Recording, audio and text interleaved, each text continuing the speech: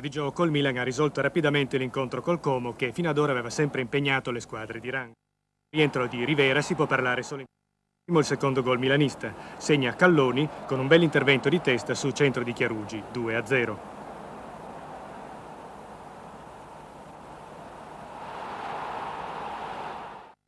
Oltre il quarto d'ora il Milan va in gol per la terza volta. Nell'azione si proietta a rete anche Rivera, che viene spinto in modo vistoso da Guidetti.